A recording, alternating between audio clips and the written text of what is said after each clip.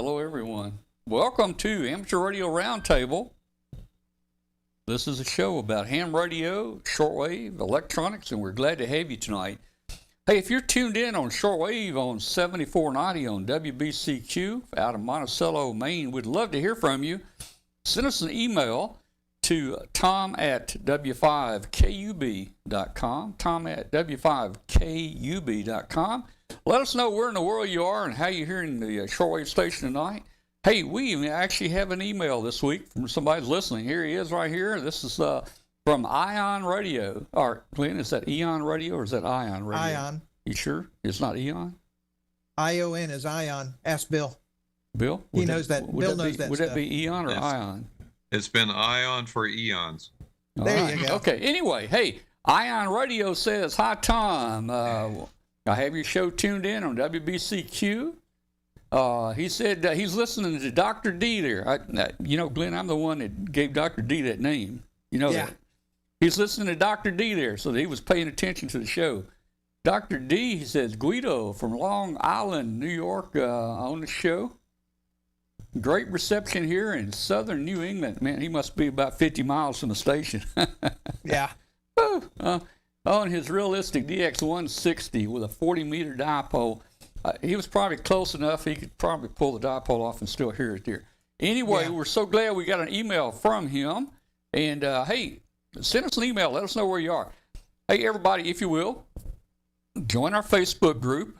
It's just called, it's called Amateur Radio Roundtable, but that's too much to type. Just type in W5KUB.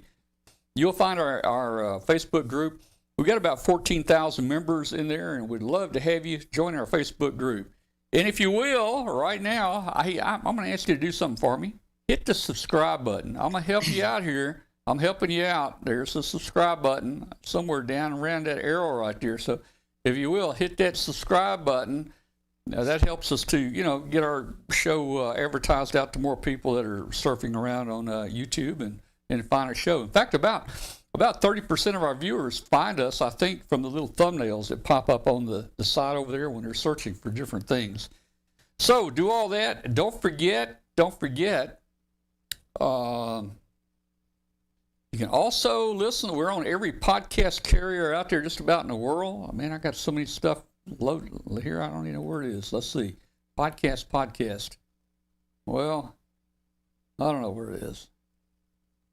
I was looking. Anyway, hey, we're on every podcast out there. I can't find the icon to click on here, but we're out there.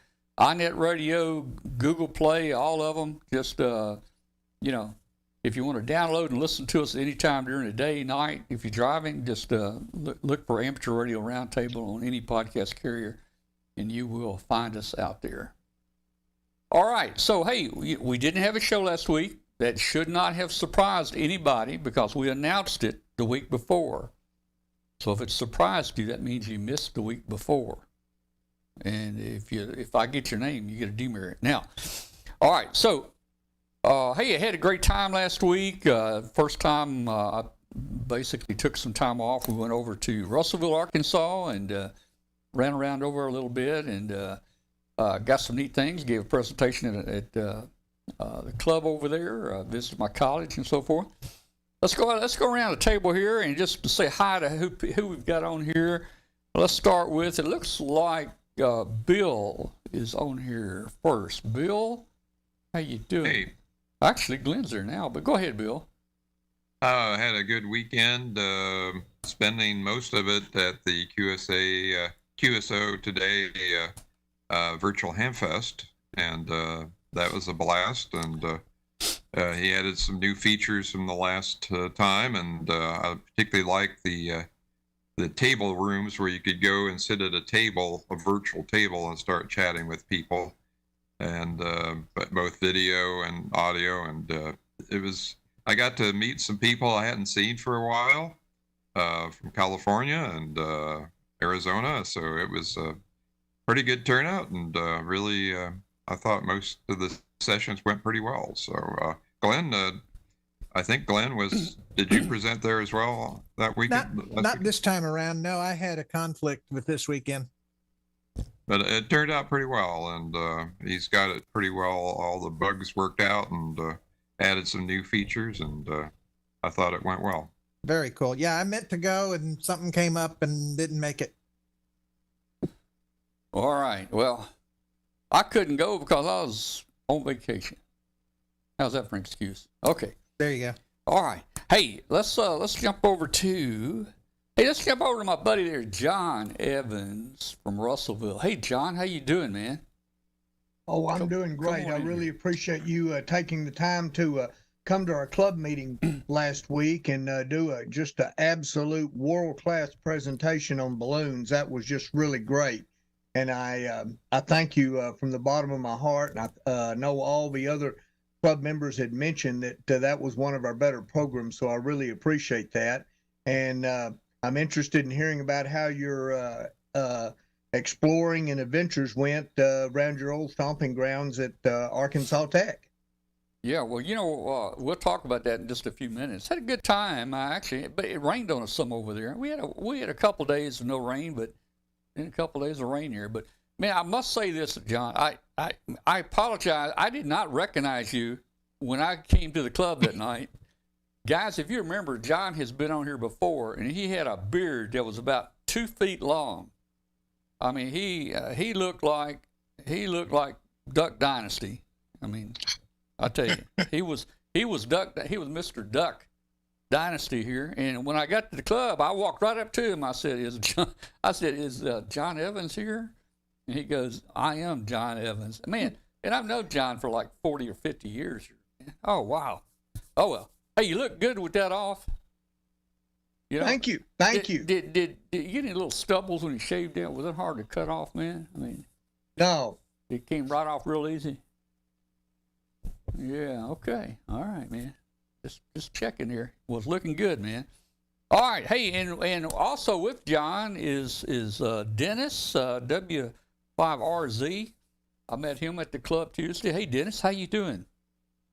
Good evening, everybody, and we sure did enjoy having you come to the meeting. And that talk was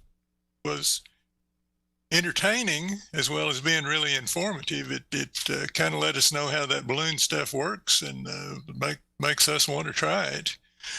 And I kind of grew up with Tom and Ham Radio. We were about 2 letters apart in our call signs back in the WA5 series, so. We go way back, and I'm just glad to be here tonight. Well, hey, we're glad to have you there. I had a comment I was going to make, and I forgot it. But, you know, when you get my age, you forget stuff real fast here.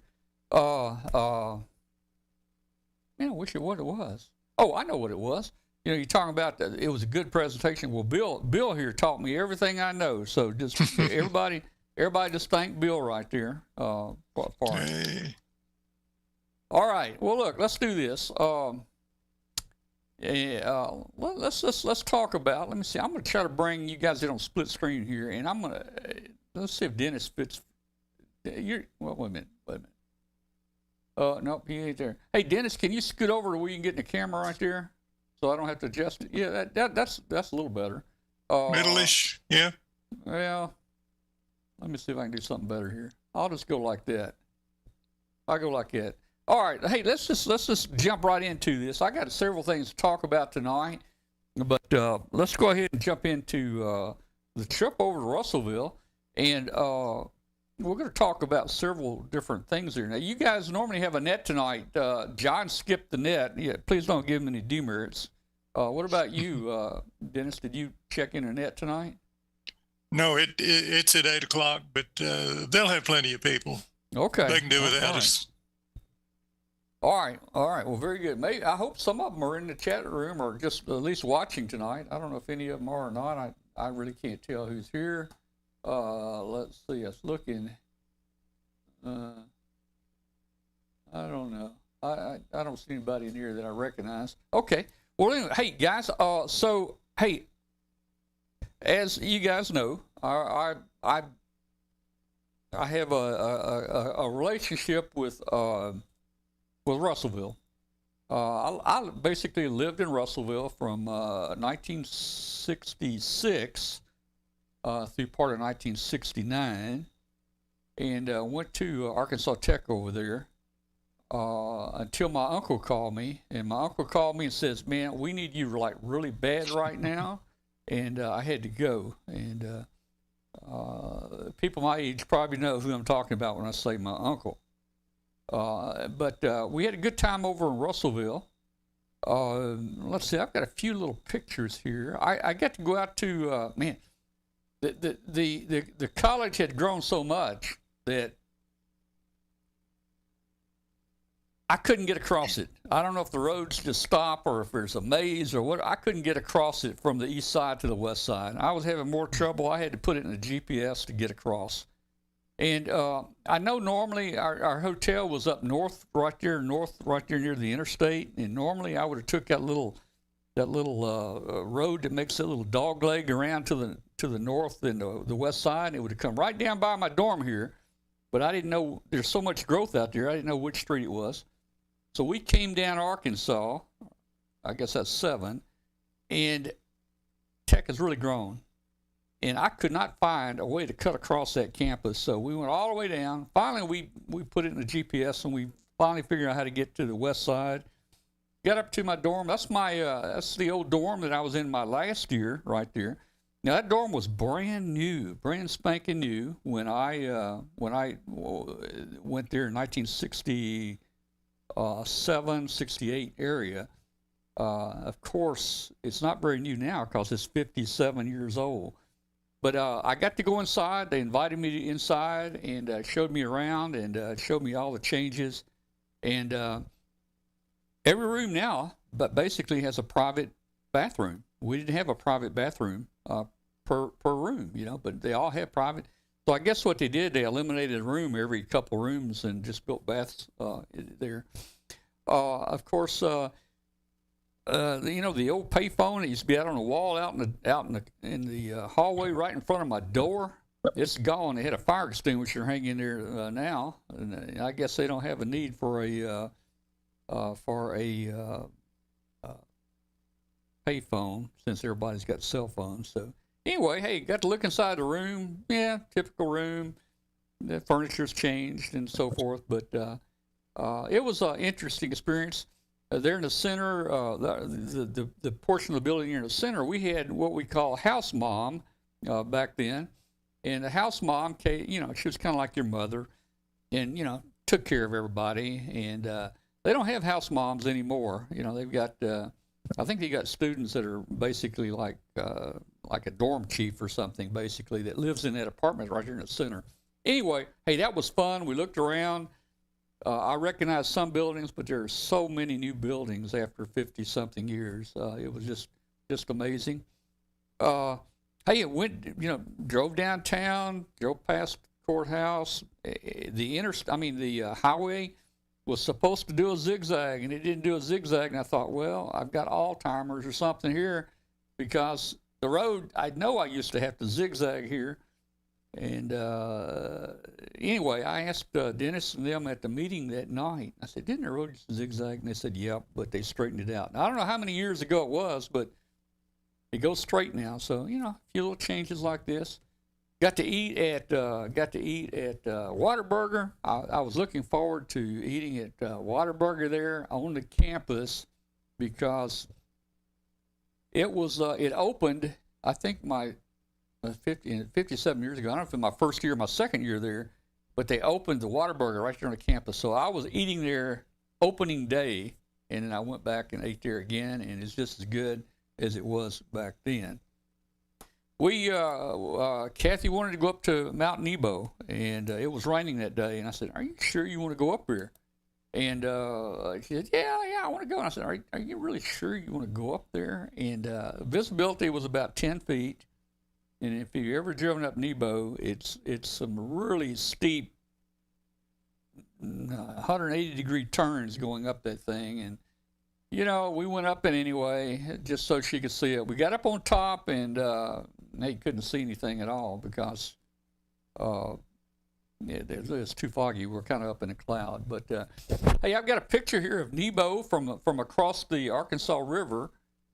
This is a cam. This is a live cam of one of the club members there.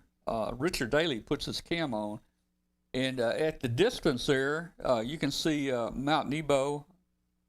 I don't know. Yeah, I'm guessing it's what, maybe 5 or 6 miles away. Dennis, anybody know?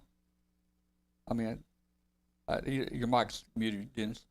Yeah, something like that. Yeah, I'm just guessing. I mean, it's not real close. It's 5 or 6 miles across on the other side of the river there. But it's nice and it's flat on top. It's a plateau, and a lot of the guys from Memphis go there on VHF contest weekend. They go up there and from Memphis, and they set their towers up there and their radios, and they cook hamburgers, and they have a big time up there, and that's a great place to work VHF from top of that top of Nebo. Let me see. I'm looking for one of the guys that goes up there, and I don't see him in here right. But anyway, hey, that's Mount Nebo across the Arkansas River. The Arkansas River right there. I think it's just down from the dam and from the locks. They actually have locks there, so boats can go, up and down a stream right there. Let's see. From there, we drove on up to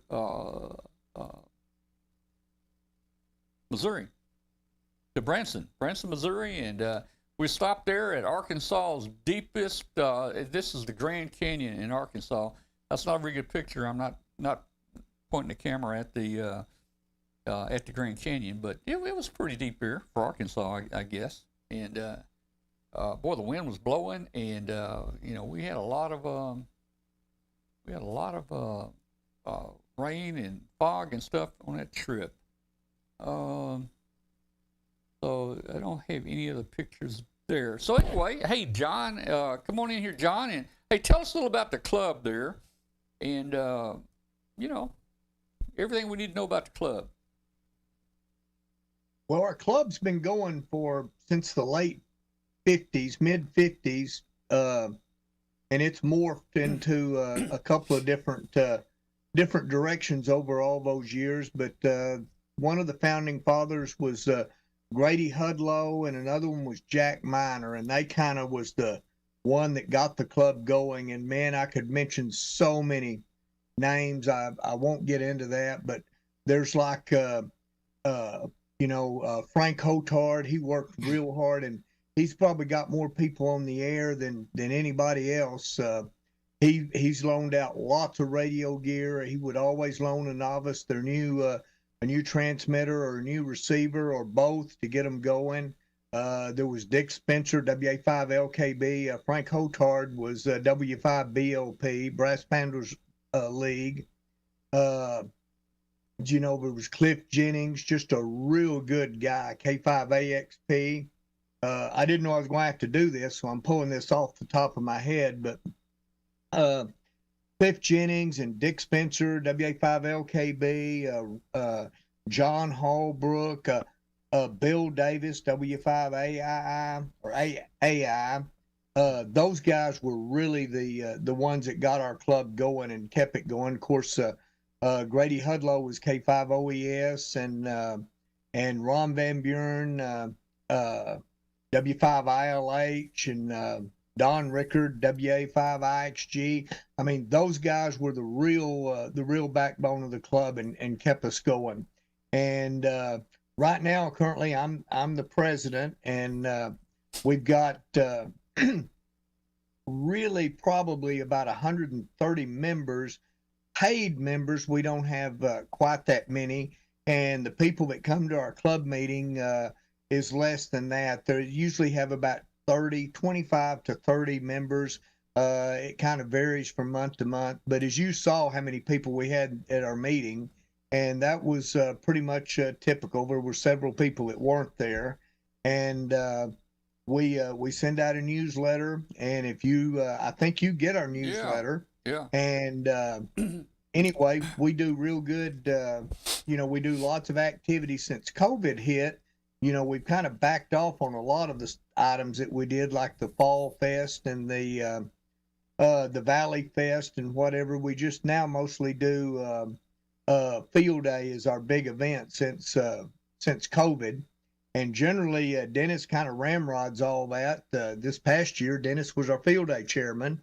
So he might want to jump in and talk about some of the other activities. Yeah. And I guess we'll spill the beans, and Dennis can talk about one of the a big event that we're going to have coming up twice this year.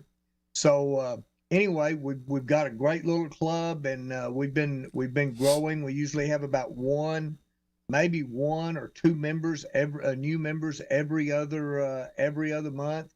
There was a new member this past month, and then the month before that was another one. So we're not growing by leaps and bounds, but yet we're not losing ground. We're gaining new members, and we teach classes, and we just finished up a technician class, and then we do online testing. We also do in-person testing. Before every club meeting, we do a in-person testing at 4 p.m. And then usually on Thursday afternoons, about 2 o'clock Arkansas time, Central Time, we do online testing. And Larry Penapet, KF5MLP, is the one that's in charge of that. Dennis, you want to mention something about some of our activities that we got going? Well, we always enjoy field day a lot. I think we missed 1 year during COVID.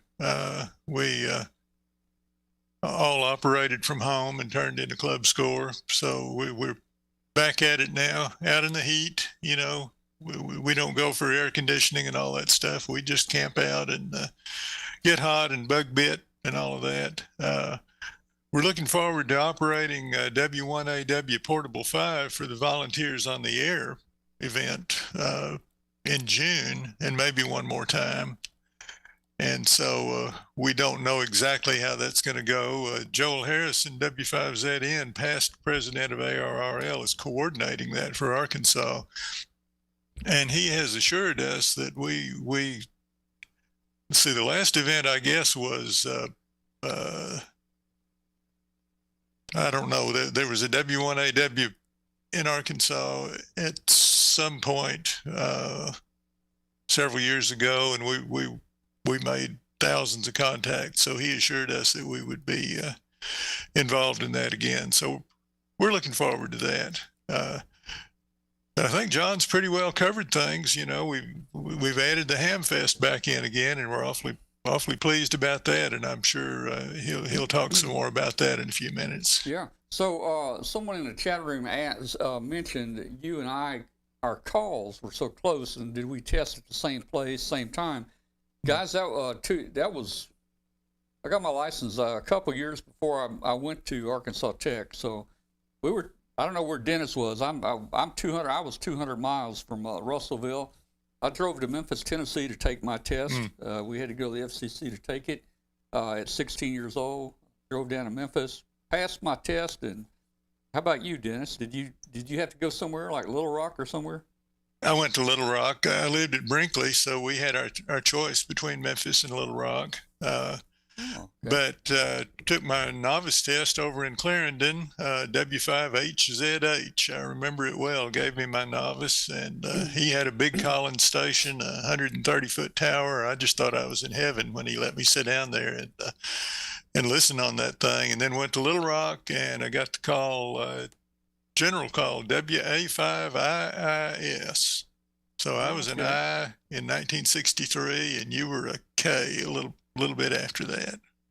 Yeah. I got my license. I don't even remember what month now, but it was 64. It was probably early 64 there. All right. Let me see. Hey, John. You know, I was a member of the club there 57 years ago, but it was in the top of the courthouse up there with all the prisoners, if I remember right. I don't know. I remember Frank. But was that the same club, or I don't remember it being that name. I don't even remember the name of the club, to tell you the truth. Yes, that was the same club. Same club. I think they called it they didn't really have a real hard name, but generally they just went by the Russellville Radio Club. Okay. And they talked about, we got the radio club meeting tonight, and it kind of went, we just referred to it the Russellville Radio Club. Well, you know, back then, I guess things were much more freedom. You know, we didn't have internet, we didn't have all this stuff. We were just laid back. You know, I guess I I guess I owe you guys about 55 years of dues, man. You know, so. Oh well, man. Well,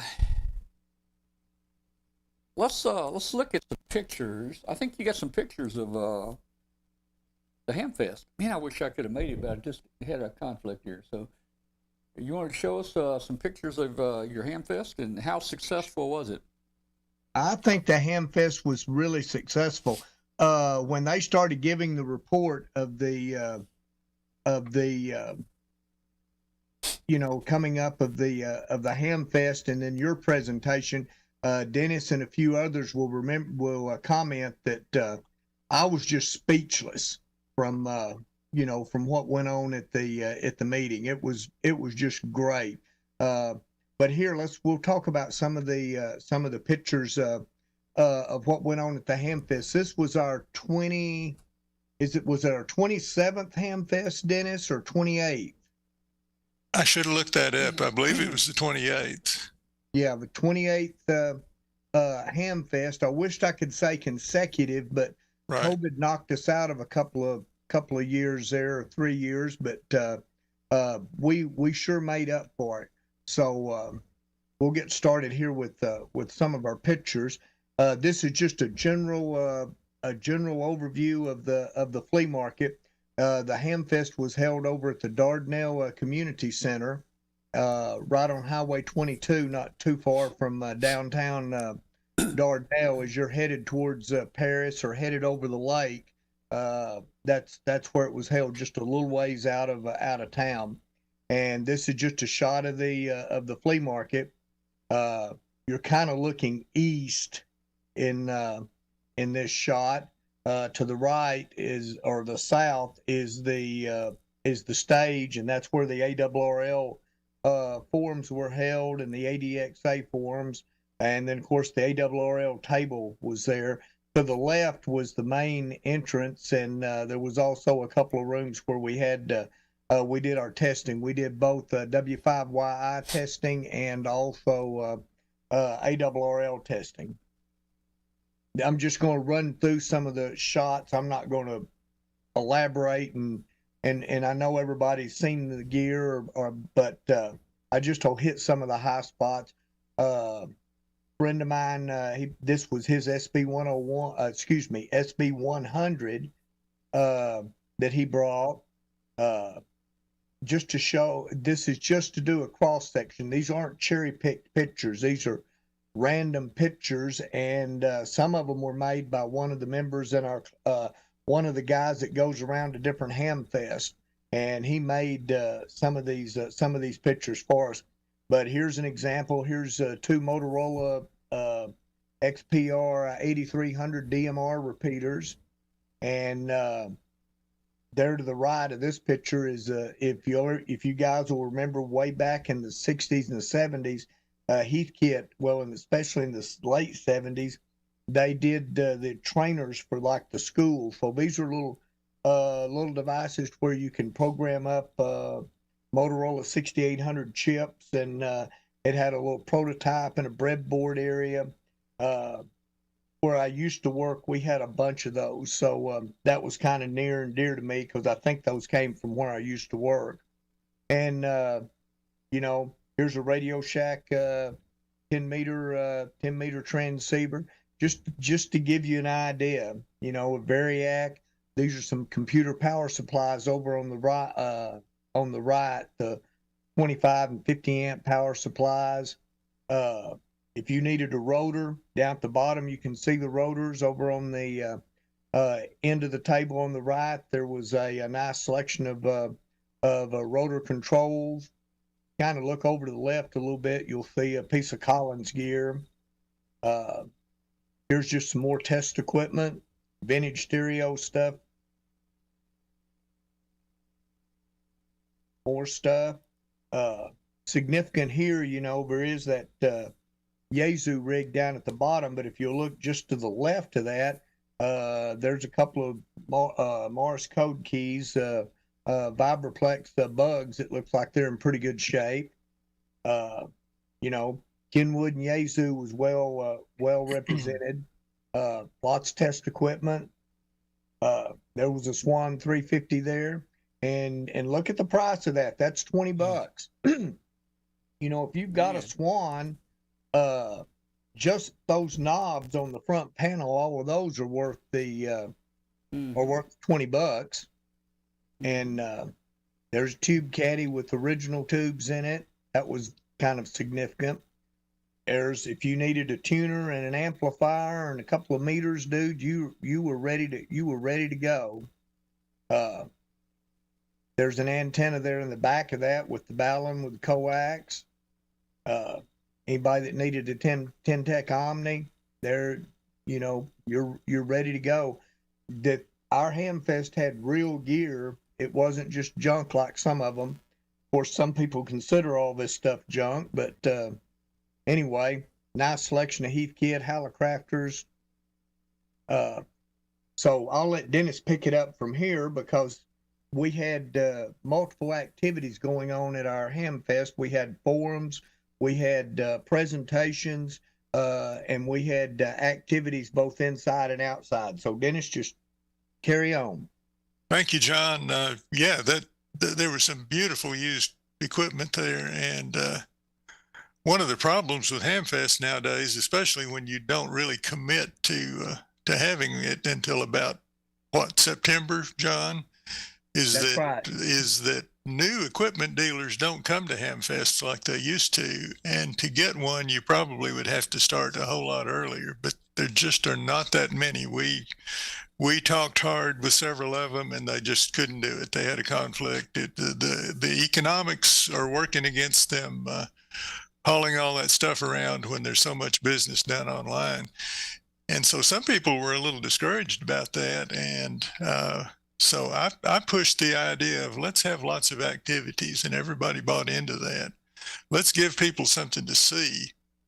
And so one thing we had was a fox hunt. There's a big park, multi-acre park with a lake and all kinds of terrain right next door to the center. And so a group from the Conway Amateur Radio Club, Faulkner County, put on a fox hunt for us.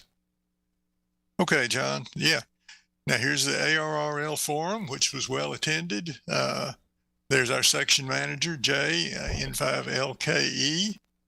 And we're just always proud to see that people are interested to attend the ARRL forum and get the latest news. Even though they probably saw it online, they still come and give that support. Now, John was a part of this. I don't know if you can see him up there. You can see George, WB5JJJ.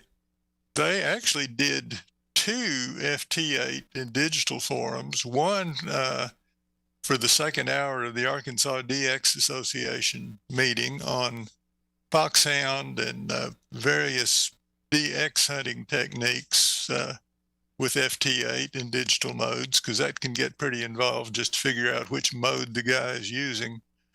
And then they presented another FT8 forum in the afternoon. So they worked hard on several things. Now, this is at the POTA event, Parks on the Air, which was kind of my baby. This is Nick, WA5BDU, who deserted us and moved away to Northwest Arkansas. He used to live in Russellville for years, worked out at ANO, and he won a battery. I wrote to BioInno and some other companies, and I said, could you just send us some literature? We'll put it out on the table at this POTA event. And I got a big heavy box, and it had 3 batteries that we gave away. So they were very generous, and I'll give them a plug. I use BioInno batteries in portable operations, and they're hard to beat. Okay, John. This is Eddie, W5LST, who's a very active Parks on the Air operator. I think he has something like 1,100 activations, and so he brought a lot of expertise. He brought a 12 by 20 shelter, came all the way from Southwest Arkansas, and there he is operating his station, doing an activation. When we heard that the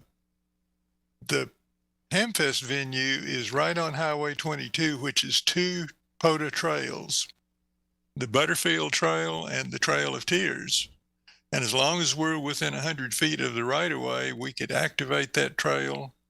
And so we set up this tent. We invited everybody to come.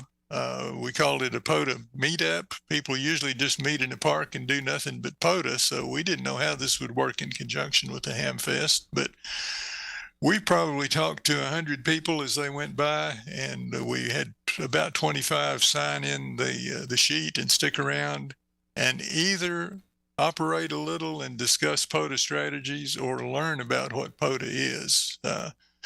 So that we think that was very successful.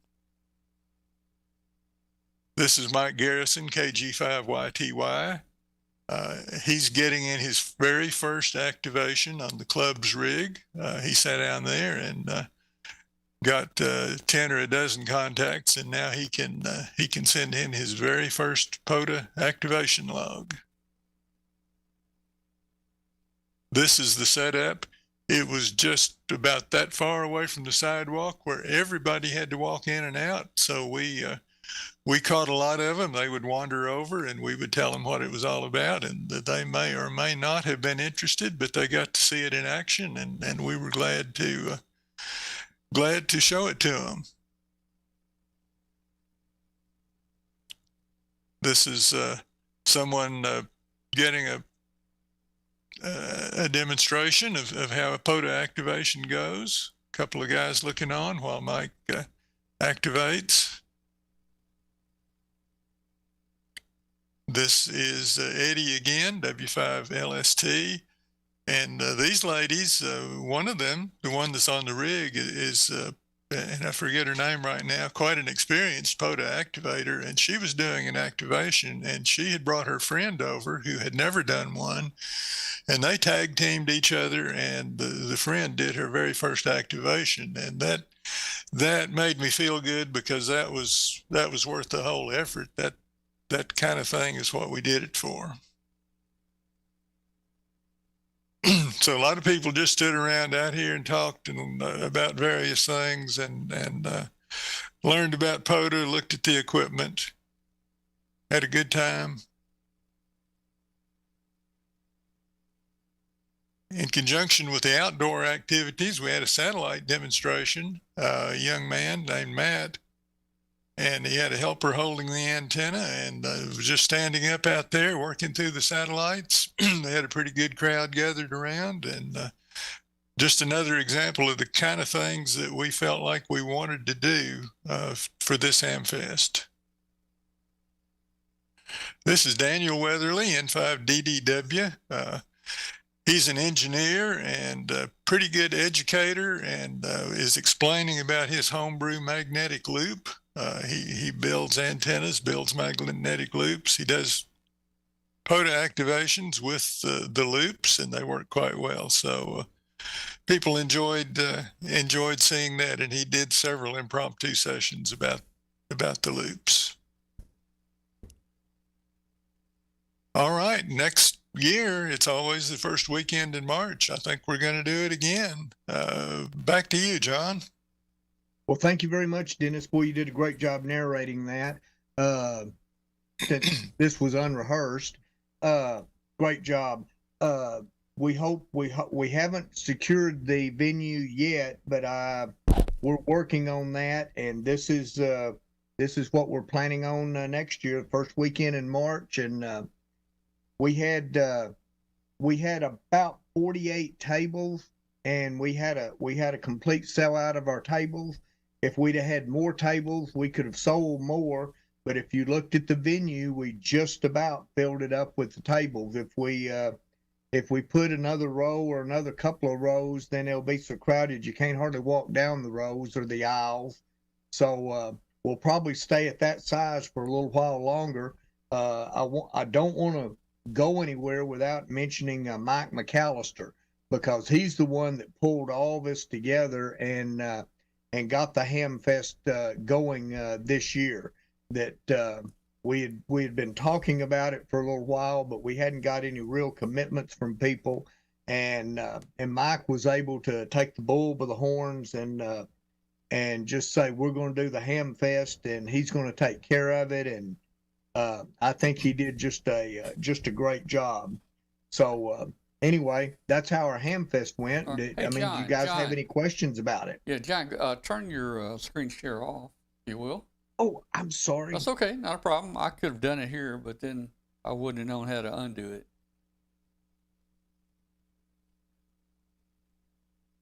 Just, I think you're working on it. I'm working on it. There we go. There we go. Oh, you got it. I'm All sorry. right. Very, very good. That's okay. Not a problem. Hey, man, it's been an exciting night. It just, hey, great show so far. Enjoyed watching all this. Guys, man, I'm really hurting right now because Dennis was telling me there was some estate sale equipment over there. Dennis, describe what kind of equipment was selling for $35 each. Unfortunately, I wasn't in there. I was out with the POTA stuff, but I believe any Hallicrafters or Heathkit box, I think he just said if it's a green or a gray box. Don't know if that included the Collins, but he had some special prices on Collins. Yeah. But big Hallicrafters receivers, big Heathkit, you know, the big iron transmitters and the receivers, he was blowing those out. And probably still has some. If you look on the RVAR Facebook page, Andre Van Wyck, he's got a picture of what he's still. I'm gonna here's you guys' Facebook page here. If anybody wants to go to their Facebook page, just search for, and I guess you got to put a period between these. ARVARF, Arkansas River Valley Amateur Radio Foundation. So. Go to that Facebook group and you'll see their Facebook. And I saw some of the equipment that. That's it. That's it right there. Oh man, I saw that earlier today, and I thought that was a vendor. I mean, a store. Well, that's at his location. He lives on Y Mountain, which is over towards Little Rock.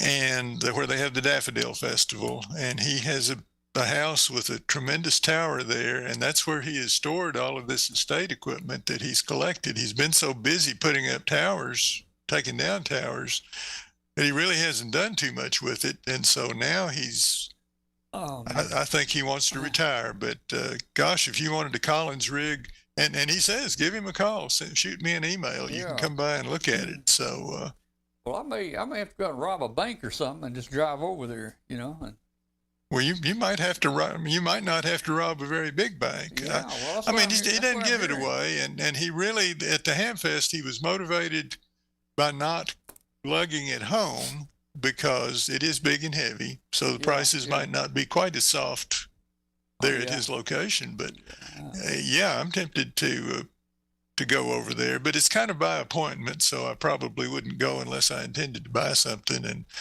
Lord knows I've got plenty of equipment. But where is this in relation to Russellville? How many miles, which direction? It's east. What, John? About 45 minutes, 40. Yeah, look about that. It'd be safe to say it's kind of sort of halfway between Russellville and Conway, but it's more to the south. It's south. Okay. But yeah, look up his call in November Juliet 0 Foxtrot, and then if you Google his address, it will get you in the approximate area. Yeah. The address is a little squirrely out in that area, but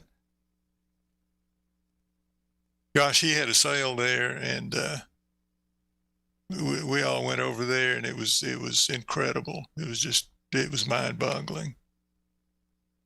Man, hey, I like this picture here.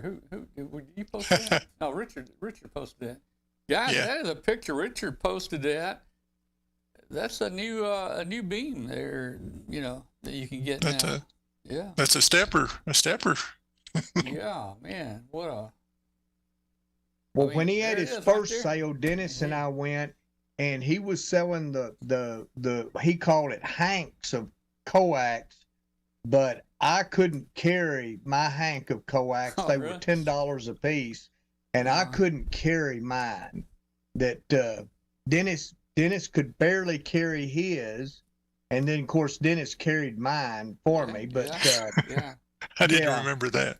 Yeah. Oh, I remember that because I wanted it so bad, but I couldn't pick it up. But you measured yours out. Wasn't yours like 250 feet or so?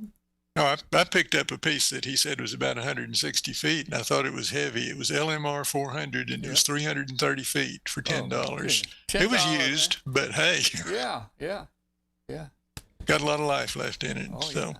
Well, hey guys, I really enjoyed talking to you tonight. I'm glad you joined us tonight. Feel free to stay on the rest of the show and jump in here if and when you want to. I'm going to show in a minute. I'm going to show some satellite antennas I'm putting out in the garage, and talk a little about that. We'll talk a little about 112 reappeared on the radar the last couple of days. We thought it had gone down, but 35 KB 112 is still alive. So we're going to hit all that in a little while. So again, thank you, but feel free to stick in here with us if you don't have anything else to do tonight. sure will. Enjoyed it. Thank you, guys. Thank you very much. I appreciate you having us. I really do. Thank you. And we're going to take just a quick break, and we'll be right back here in just a minute or so.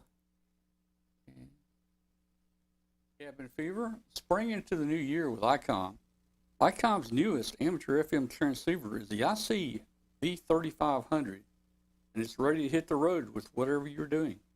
With a compact body and simple interface, this radio is a must for those looking for a long-range mobile with a fresh look. The IC-T10 is a rugged portable that meets or exceeds standard military testing.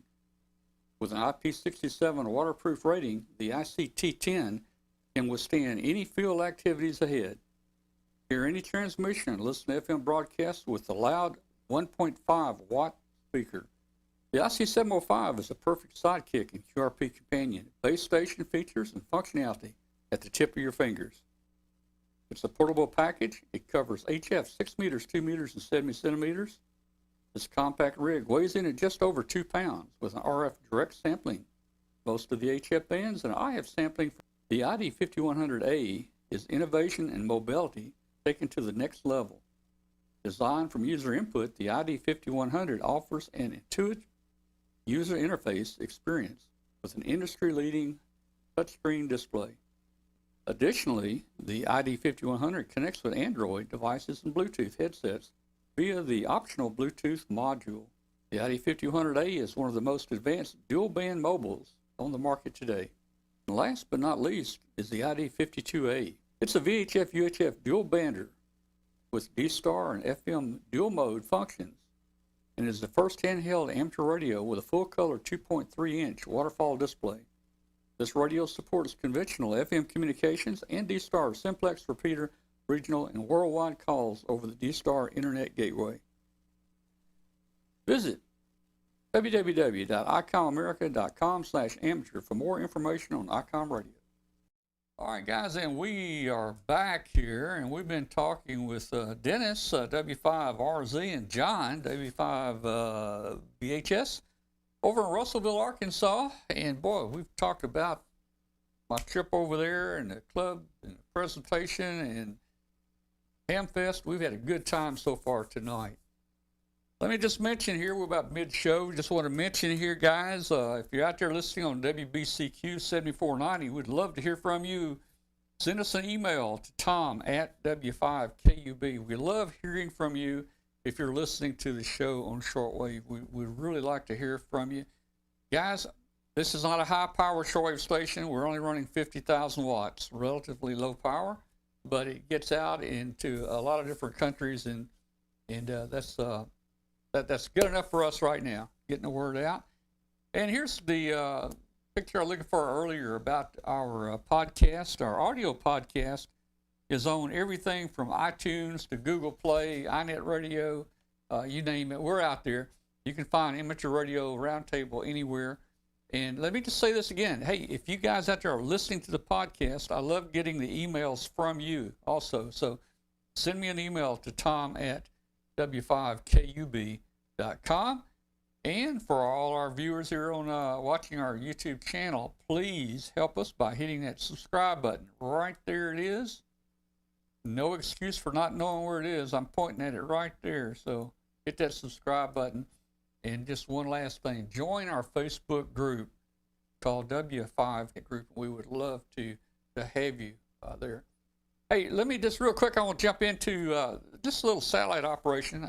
I've been waiting to get my antennas up, but guys, we did a segment on this little device here. This is a self-contained satellite system. I mean, this thing does everything. Every satellite, it does Doppler shift. It does everything. And it plugs into your rotor, and it even steers your antennas to the proper elevation and azimuth. And that's what I'm going to be using. I was using the SAT PC32. It's a computer program. But man, once I tried this thing, I got hooked on it. And it's just really cool. You don't have to set up any ports on your computer. You don't have to do any interfacing to your computer. Now, how do you see the satellites and work them? You just go to a web page. This thing's got a little web server built in it, so you can just take your phone and go to the IP address of this device here, or take your laptop and go to this device, and it pulls up a complete page that has everything from your satellites listed to the map of where they are, to just everything you need. And I mean, that is really cool. You don't even have to have internet. You can take this to POTA or wherever you want to go. You don't even need internet or anything. So that's kind of cool. So that's what I'll be using. I will be putting up my satellite antennas here soon. Let's see what this is here. Yeah, there's the rotors. That's the Yaesu G500, 5000, 5500. I forget which one. 5500. 5500 right there. It's two pieces. The piece on the left actually is the azimuth that rotates your antenna azimuth, and then the one there on the right is your elevation rotor. So those will be going out on a mast here probably in the next couple of weeks.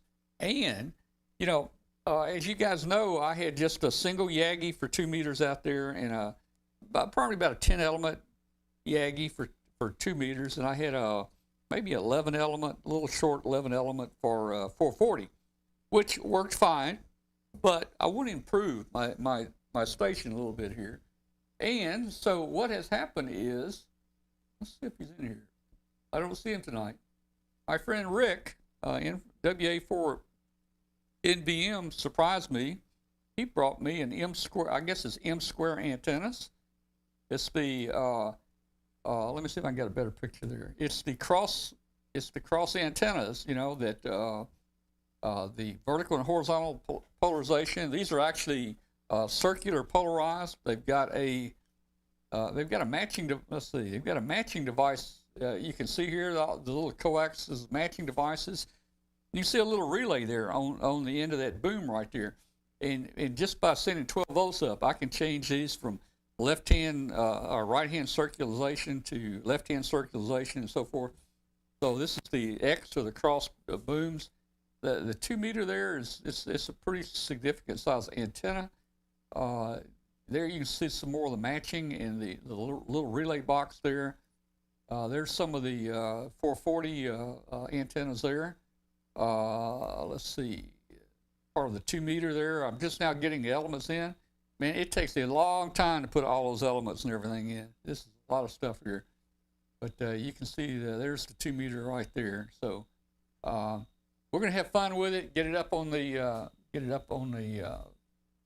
mount up on the roof there, and get our station back in operation there. So Glenn, get your satellite stuff work. Oh, and here's a picture. Just basically, we moved I had to move my satellite station over to the end of my workbench because I'm just running out of room in here with everything. So you can see there the 9700 radio there in the center is what we're using, and you can see the azimuth and elevation rotor control boxes there, which we'll be replacing with that single Yaesu rotor. So we're looking forward to getting the satellite thing back up and working, and gonna have some fun with that.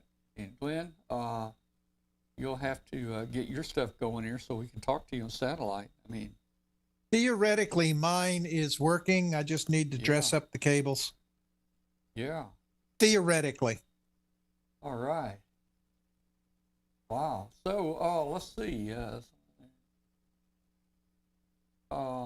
Yeah, and again, I want to thank Rick WA4NVM. I mean, those antennas were a surprise. They just showed up, and I guess I have inherited those antennas, and Very nice. that's some nice antennas. Believe me, I didn't think I'd ever have anything that nice up for satellite. You don't need that, but it ought to make a big difference, I think. It should. Yeah. Yeah. All right, so that's our story there, and I'm sticking to it about the satellite stuff there. John, have you tried any satellite over there in Russellville? John or Dennis? Well, I've been real fortunate. No, I don't personally do the satellite, but like when Rick and Joe and Randy, WB4LHD, when they come over to operate from Nebo, that I've been fortunate enough that I can participate in their satellite activities, and that just works out Cool. Wonderful for me. Yeah, so do you go up there and visit with them when they're up there? Boy, I sure do. Unfortunately, that's the same weekend as the Mena Hamfest. Oh. But when I'm coming back from Mena, I always stop and spend quite a bit of time. And a few times I'll stop on the way over to Mena, and when they're setting up. So, Yeah. but before Mena, I've been going with those guys up there. Jimmy Poole, WA5UMP. We would go up there back in the late '60s. And operate. We'd be in the different cabins, cabin 69, cabin 70 or 71, and a lot of fond memories back in the early days of operating the June and the January and September sweepstakes and VHF QSO parties. Yeah, that's good. I may have to try to get over it one year and visit you guys. Well, I wished you would. I wished you'd come over. That I've got lots of pictures of those. If I'd known you wanted to see, I could have showed you a lot of pictures from there over all the years of those guys operating. I mean, I remember just a few names, very few, but you know, hey, when you get old like me, man, you start forgetting all that stuff. So pictures will help out a whole lot, you know. And hey, if there are any more changes in Russellville, send me a road map. Because that surprised me, man. That really surprised me. I thought I lost it. Oh well. All right. Hey, guys. So let's do this. Let me show you something, and let me bring it up over here. So let me tell you what's going on here with W5KB112. There's the path it's been on right there since launch.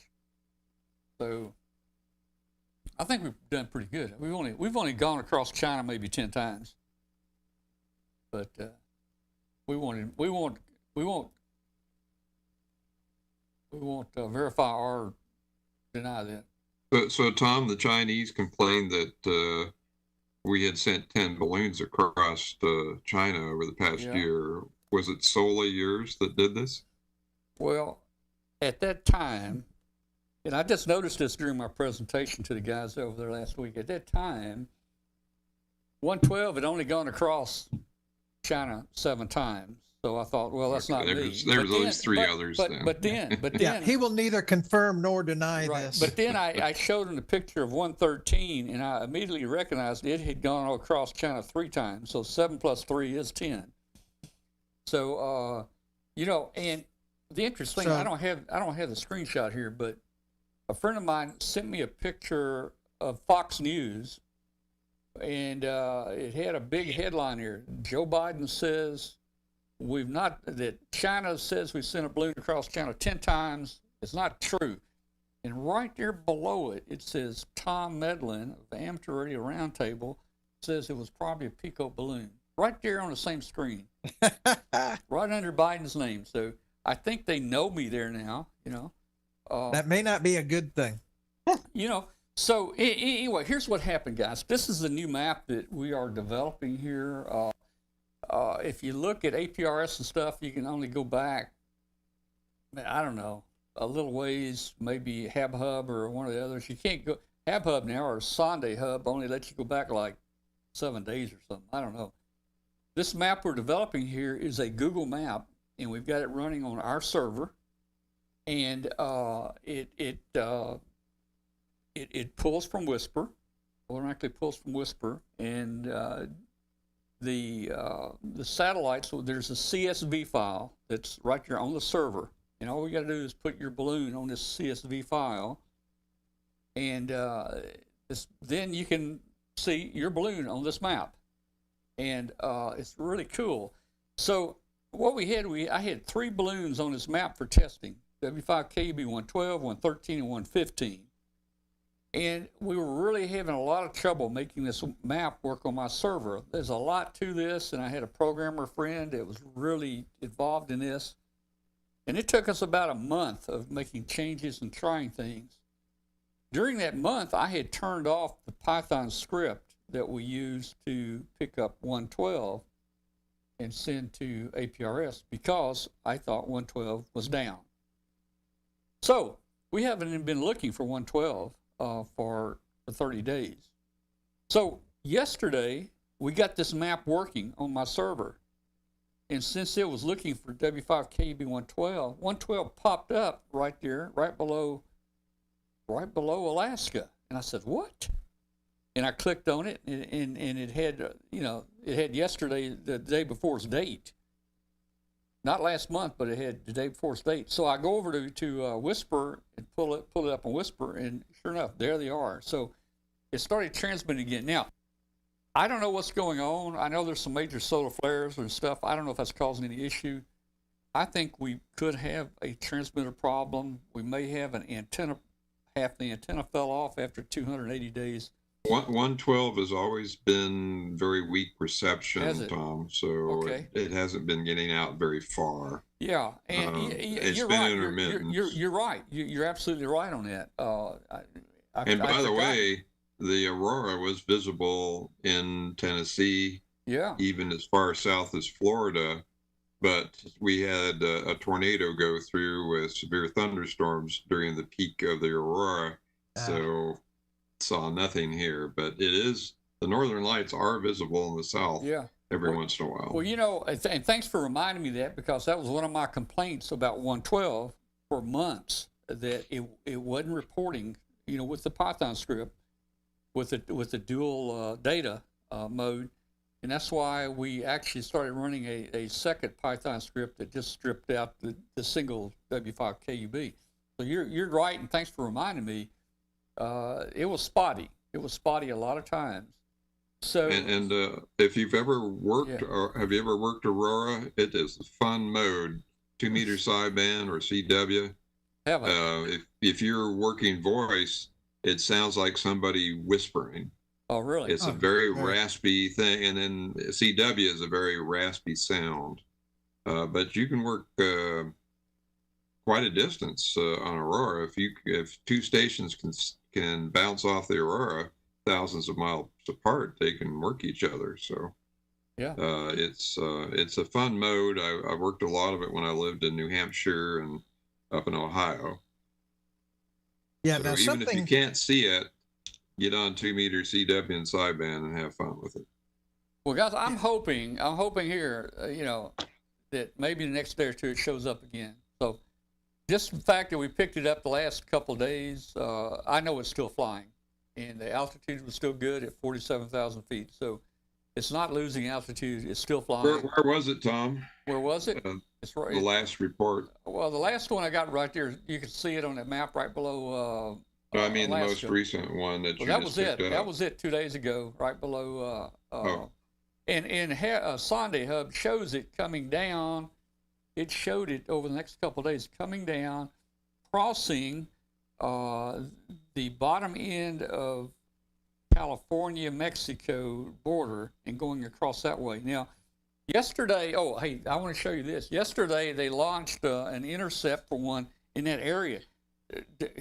112 may have been in that area. 112 may have been in that area when they launched this, but I want you to look at this. I'm going to pull it up right here. Let's see if I can. Yeah. Okay, so here we go. Let me adjust the screen a little bit. So we had another intercept yesterday, and I think this is, and I got maps of where this was. 112 should have been over somewhere around in the Texas area. So let's see what this says. Anyway, they launched a, look at this. They launched An AWACS. Yeah, that's the E3 Sentry, I think they call it. It's the aircraft warning and control. They launched 2 fighters, and they launched a KC-135. All that to intercept the Pico balloon over Texas. Now, we were in that area. I think, I haven't seen it in 2 days, but that's where it was supposed to be, and it's definitely been traveling that way. So there's maps here that they put out. Let's see, you can see on this map, there's Baja, Mexico, or no, Baja, California, whatever you call it now. I don't know. Anyway, so we were going right across here. This is the area that they launched in right here. So I don't know if they launched looking for us or what they. The report was that it appeared to be a hobbyist balloon, is their conclusion. Yeah. But they would not divulge the video from the jet. Right. I read that, and I don't know why they wouldn't let us have the video of a party balloon. I guess they just, what it cost to fly? It's embarrassing to spend that much money to track down. 35 and E3 and 2 fighter jets. Now, I will say I've got a call. I've been working for weeks to get a hold of Senator Kelly, who's a former astronaut, and he has proposed a sweeping new regulation that would require all balloons to have ADS-B on them. Well, he doesn't specifically say that, but his specs on the regulations that he's proposing. Well, the only way you can do that is through ADS-B. I don't know. What is it? A $500 box? $2,200, and it would weigh the lightest weight one is 20 grams, but you would also have to add an antenna and a big power source. It would end up being about 1 to 2 pounds extra. Well, I feel okay if they want to tell these guys here to put one on that. That's fine. But you can't legislate when they the tell Chinese. me to put That's it on not going to that, affect them at all. It'll affect us. When they tell me to put it on that, it ain't going to work. Yeah. So what I'm going to try and do during my call, I finally got through to one of his aides, who is a technical person and is going to advise him of what we indicate to them. And they're going to hold a committee, rules committee for the FAA. Based, if this legislation passes, it will form a committee to do a revamp of FAA rules. And I'm going to try and get a non-governmental and educational representative on that panel, that rules discussion panel, because they don't have that listed right now. So that's going to be the gist of my phone call with NU7B is arranging this out from Arizona. He flies Pico balloons. You've seen his balloons floating around the world. So, but we're going to try and catch the ear of Congress. It's taken, over a month just to arrange a 15-minute phone call with an aide. Yeah. Well, there's another thing that hasn't been taken into consideration, Tom. They disappeared for a while, but they disappeared right around the time of the other one going down. And they may have implemented radio silence and stealth mode to keep from getting tracked. Just a basic survival instinct. Well, are you talking about the China balloons? No, I'm talking about ours. 112. Well, I don't think if it's a radar. The ants are taking care of themselves. Oh, maybe so. But I mean, if there's a radar target, though, I doubt you're going to do much. I mean, I think I honestly think we're pretty stealth, to tell you the truth. Oh no, they're up there with their mirrors pointing every which way they possibly can. I think we're pretty stealth. The wire alone will show up on radar. The wire will. But the metallized foil balloons really show up. Oh yeah. but these clear balloons are going to be a lot more stealthy.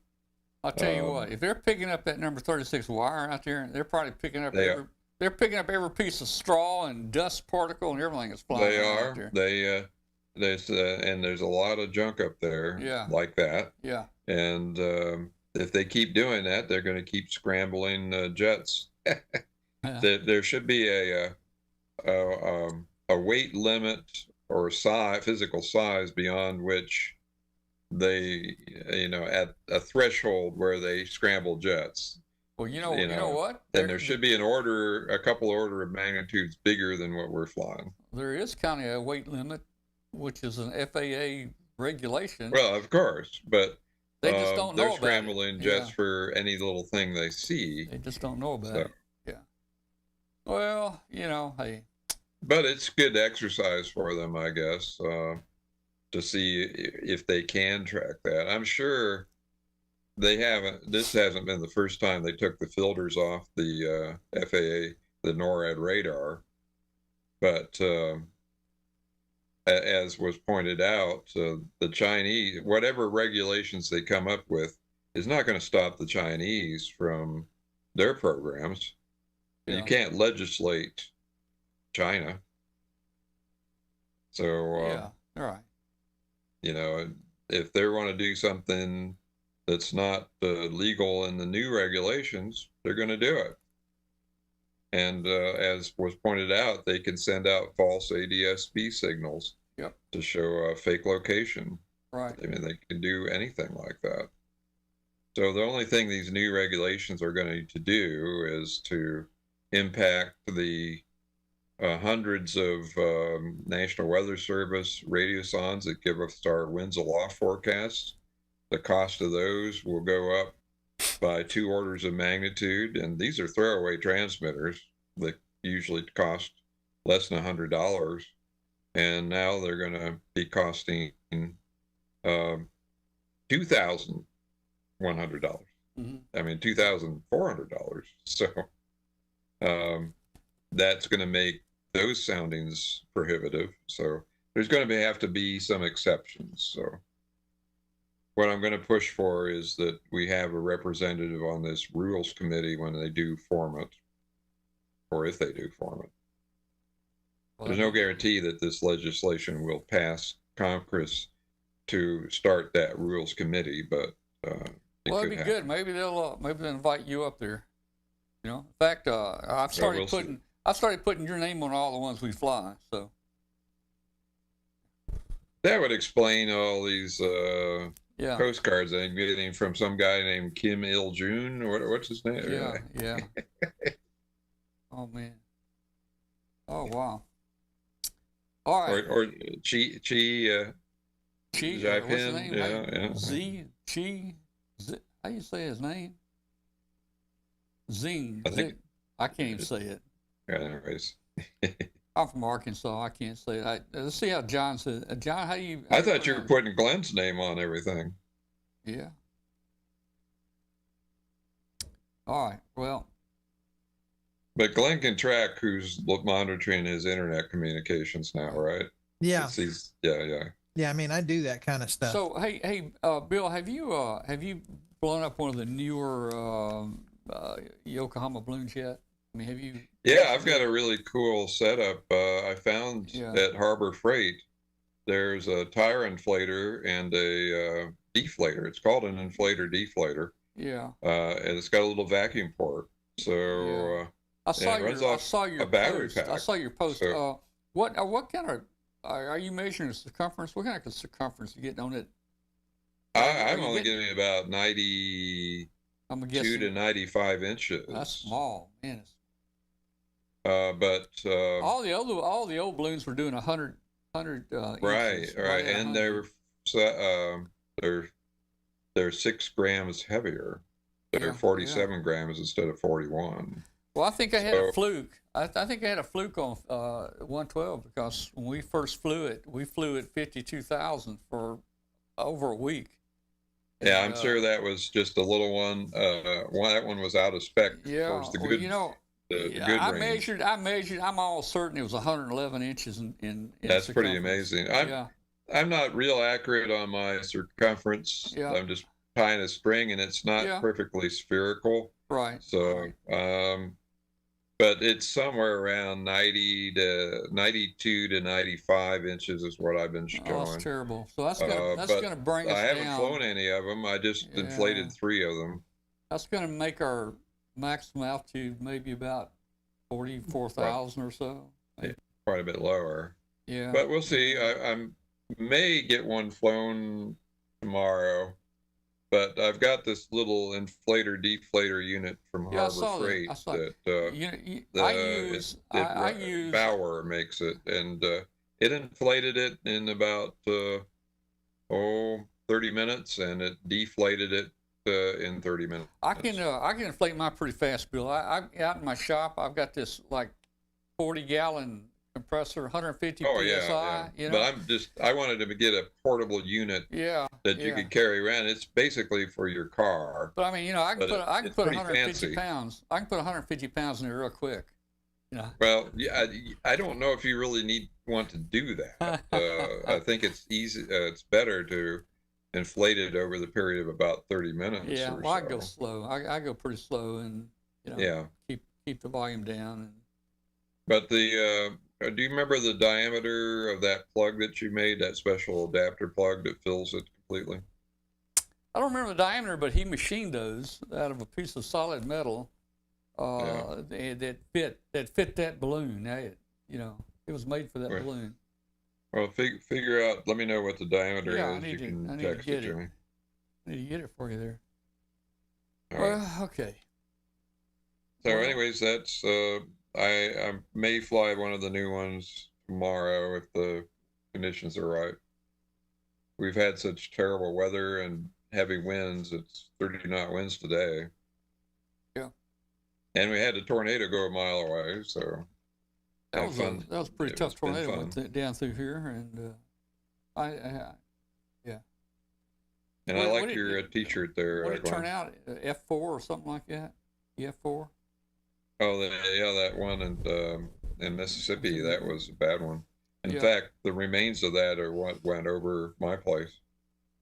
And Well, it hey, spawned my three granddaughter. tiny tornadoes where I'm at, and it actually killed somebody a couple miles away from it. I think that EF4 crossed the Interstate 55 there about somewhere maybe 8 o'clock, 9 o'clock, somewhere in that area. It was in the evening, and our granddaughter drove up from Hattiesburg that night, straight up 55, and she got here at 9 p.m. So she would have been going through there about 7, maybe in there. Wow.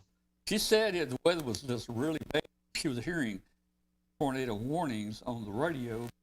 You don't, man, if you're not watching the TV, you don't know where they are or what they are. Yep. So, hey, I don't know if you guys watch this. This is a YouTube channel, Ryan Hall, y'all. Ever watch Ryan Hall? He's a meteorologist. He had his own YouTube channel. Oh yeah. He hit That's a a good million subscribers last storm, 1 million subscribers. And he was given step by step with this tornado that went through Mississippi last week. I mean, he knew exactly where it was. He was telling people, now, if you're here, he said, I'll be getting in my car right now and going south or north if you're in this city. He said, if you're here, he says, you don't have time. He says, I'll be going underground right now. And he really had a good webcast. Our university students, Todd, KN4TPG, who flew balloons from Antarctica. Yeah. He was in western Mississippi near the river and launched 20 403 megahertz radiosondes from a mobile vehicle, storm chasing vehicle that they have for the Severe Weather Institute. Yeah. And they had a big campaign, and they had 20 of them up in the air, actually going through the storm that generated that big tornado.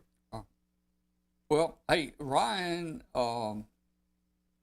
while he was on, and when a storm comes up like that, he stays on during the duration. He was probably on 20 hours. And he has storm chasers out there, and you'll see pictures up on his screen, and he'll bring a different storm chaser in that area. But he raised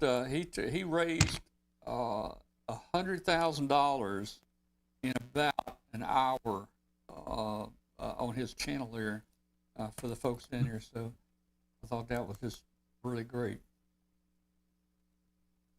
All right. Well, hey, John and Dennis, how bad the weather get over there? I know it was nasty bad. We're talking about this week. Yes, as far as I'm concerned, the weather was just fine. Yes, it rained a whole bunch, about 3.5 inches in Conway, and Dennis can jump in. He can tell you how much it rained in Russellville, but I think it was close to 4 inches in Russellville. Yeah. So hey, back to your meeting there. When I was over there last week, I think you had some people from Conway there, and did I hear somebody from Mena or somewhere, some other cities that actually came to your club meeting? Yeah, well, a lot of the people, well, we're live, so I can't get into the deal, but a lot of people from other clubs are starting to come to our club, because when they come, we give reports and we're actually doing things in our club. Yeah. Some of the clubs just talk about doing things. We actually do field day. We actually do events. We do QSLs. We actually do things on the air and have repeaters. So that's why some of the guys are coming from Conway and some of the other clubs over in Yale County. We have 2 or 3 guys from Yale County that come to ours. There's several clubs all around the state, and those guys are all starting to gravitate towards our club. And I tell you, you guys, box of free goodies there too, man. You have that box of free goodies. I should have took that brand new CB whip in the package. I should have took it. You should have. There's not lots of nights, but 1 or 2, maybe 3 times a year, we'll have box of free goodies. The Conway Club, when they give away free goodies, the video camera I'm using right now, this video camera was one of their free things in their box of giveaways. Cool. They usually have a big box full of stuff, and this was one of their giveaways. All right. Hey, guys, we got about 2 minutes before we're going to end the show tonight. We're going to end it at 9:30, just because I'm tired. And I had a tiring trip over to Arkansas last week. Man, it wore me out, John, but I enjoyed being there. But we're gonna go ahead and we're gonna shut the show down in about 2 minutes there. I just want to say hello and thanks to everybody out there watching tonight on our YouTube channel. Hit that subscribe button. Thank you if you're watching or listening on WBCQ Radio. Join us next week for Amateur Radio Roundtable, show about ham radio, shortwave, and we'd love to have you. And if you'd like to watch the show live, video show, just go to W5KUB.com and you can join our live chat room there, and you can also watch the video there. So good night to everybody, and we'll see you next week. I should say 73s, but probably everybody don't know what that is. 73 means best regards. Let's talk about it a minute. Is it 73s or 73? Well, that's a source of argument forever. We can get into a big 73 is best regards. The 73s would be best regards by popular convention, but you will find people on both sides of that fence everywhere. Well, hey, if you look at old Herman, what's his name? Who was the Hiram Maxim? Yeah, Maxim. If you look at Maxim, he signed all his cards 73s, and wasn't he kind of the inventor here of ham radio? I mean, you would think. There has been some thought that 73 originated back in the old telegraph days in the Wild West, and the most popular now. This is rumor. I've never heard it disproved or not proved, but they say the popular rifle at the time was the Winchester 73. So what telegraph operators would do in remote areas, that if something happened to them, to the telegraph operator in the next town, they would sign off, "I will you my 73." and that got shorted to 73. Oh, okay. That was in the 1880s. We may never know. I'll just say. Sounds like a good story. I'll just say. Yeah, there you go. Say best regards to you guys there. Best regards to you guys over there in Russellville.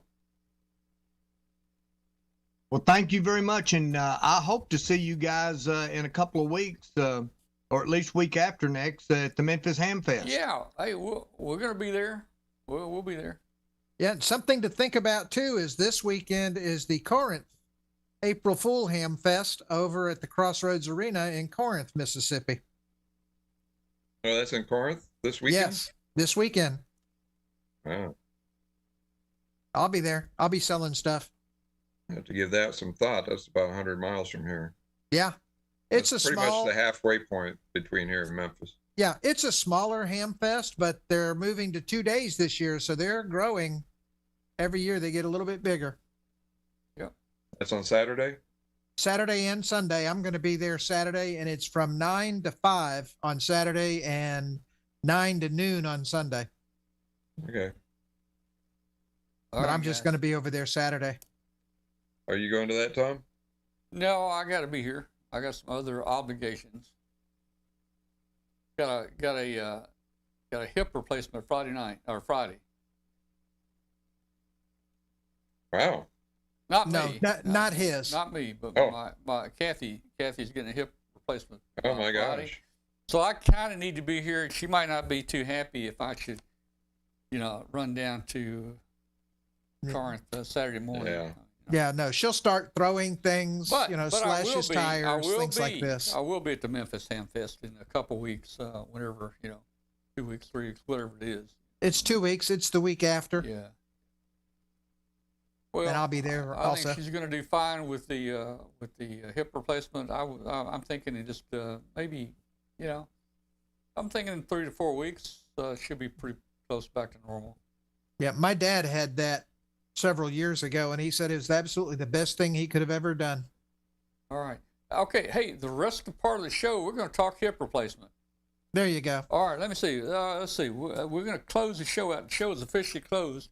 We now are in the after the show where we talk about anything and everything. We're going to talk about hip replacement night. Now, how many people in the chat room have had a hip replacement? I want to raise your hand in the chat room if you had a hip replacement. Now, I there's bruised different. my hip a few days ago. You did what? I bruised my hip falling down in the dog pen. That don't count. I fell down in my pool. It was so It hurt. slick after the painting, I darn near busted it. I came probably that close to busting my hip a couple months back. All right, so let me tell you, there's 3 kinds of hip replacement. They go in from the front, make about a 4.5-inch incision. That's all they do. The front, they don't have to cut any muscles or tendons or anything. They just kind of move those muscles back and they can get to it. Or they can go in the back, in the buttocks back here, but they cut muscles when they do that. A lot of doctors like to go through the back. They cut muscles and I have to sew all that stuff back together. Or they can go through the side. Now, we're going with the front. Now, the thing is on the back, if you have the back done, you can't raise that leg up higher than 90 degrees. Your stomach leg here, you can't go higher than 90 degrees. You have the tendency it could pop out. You got to be careful turning it. You got to be really careful with everything. Today we met with the doctors, and with the front incision, there are absolutely 0 limitations. You can raise your leg up all you want. You can get in the car. You can jump around if you feel like it. Whatever you want to do, you do it. So I think there's a big advantage going through the front instead of the rear. Let's see if anybody in the chat room. Did you see the chat comment there? Yeah, now Yeah, like 75 75 meters. meters is now open. Hey guys, yeah. Hey, if there's any 75-meter guys on here, we're in a different show now. Just we're in the show after the show. We talk about anything and everything. What do you guys over in Russellville want to talk about tonight? Come on. Well, I didn't have a hip replacement, but I broke my hip Oh no. back in the 70s, and So now I'm a good candidate for a hip replacement. So Yeah. that's probably something I'm going to be looking at either towards the end of this year or the very first part of next year. Oh man, I hate to hear that, but hey, I think that's better than a knee replacement. Tell you the truth, I think it's easier. I've had friends that's not having good luck with the knee replacement, and Yeah. there's been 2 or 3 people that's had the hip replacement, and one of the guys said that the best thing that happened to him was when he got up and came to and everything. They told him he could walk down the hall, and he said that was the first time he'd walked down the hall and didn't have any pain. Yeah. Okay. All right. Well, all you guys in the chat room, don't get upset. Amateur Radio Roundtable ended a while ago, guys. If you're still here, it's your own fault. There Right- you go. Right, Glenn? Nope, my knees, my hips, my ankles, they're all factory. Yeah, well, I'm going to try to make my stuff last. I mean, I can tell it's starting to wear out, but Are they I- still under warranty, Glenn? Oh no, warranty expired long ago. We used to have, let's see if he's in here. Doc's not in here anymore. Let's see, Doc. Yeah, he was in tonight. Well, Doc was in here, man. We used to get Doc on here, man. I mean, we used to have a lot of other important discussions after the show. Yeah. Let's see. Both hips done at once back in the 70s. Oh, man, I bet that was terrible.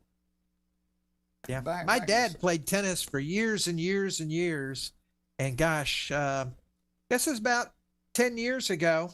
In his just when he was turning 80 or thereabouts, he finally gave up tennis, and he had both hips done. And he was saying, if I had known it was going to be this good, I would have had it done years ago, because he says there's no pain. I've got all my mobility back. He says, I'm thinking about picking up tennis again. Yeah. Hey, I want to mention Mark P. Keahiw. He's from Kettering, right there at Dayton. And yesterday, the day before, they drove nonstop out to South Dakota. It's like 1,100, 1,200, 1,400 miles, nonstop. And I think he's on his way back right now, nonstop. And he says he is Just south of Sioux City. South of Sioux City. Man, I bet you. South Dakota, though, not Sioux City, Iowa. South Dakota. Hey, I remember one time when I was younger, we drove all the way from here to Key West, 1,000 miles nonstop, and we did that, so we wouldn't have to get a hotel at night. All right, 1,000 Oh, good miles, heavens. man. That was tough, man. We got there about 8 o'clock in the morning, and we were begging for a hotel, but we couldn't get our hotel till that night, Yeah. Oh man, don't ever do it, man. If you can keep from it. Oh, that was when we were young. We could do anything when we were young. What you got there, Bill? It was tough. This is what I'm going to maybe fly tomorrow. What are you flying? That's the Where is it? GPS antenna out of wire wrap wire. Oh, very cool. It's a dipole, and you just twist it about 10 times, and if you trim it right, it actually works better than the chip antennas. Oh, very nice. Well, And I found this really neat plastic. It's like a foam core, only it's extruded plastic. I got that at the hobby shop. So, and these are Yeah. power film solars. all right. So let and me a ask you little some transmitter. technical questions here. What's the feed This will point? be on 10 meters, whisper. What's the feed point impedance there using that twisted pair feed line? I don't know. Probably somewhere between 100 and 500 ohms. Well, your antenna there's probably 70 ohms, maybe. I don't wouldn't know. recommend it as coax, 100 feet worth of twisted wire for coax, but Yeah. it actually works pretty well for the GPS antenna. It's a quick and dirty dipole. The dipole is cut the length. Now, I've seen some other people that have used that dipole as a 3/4 inch whip with the quarter wave radials on it, and that works really well. The idea is to try and get the signal to carry the noise up on the GPS so it locks quicker. Yeah. Oh, speaking of this, with Arduinos and stuff, did you see the announcement for the Arduino Uno R4? No, that sounds pretty cool. It is a plug compatible replacement for the Uno, the R3. It runs on a 48 megahertz ARM Cortex M4 and Nice. 32K of RAM, 256K of flash. And oh gosh, what was the other pieces of it? I got it right here. It's got 2 UARTs on the board, 2 SPI buses, 2 I2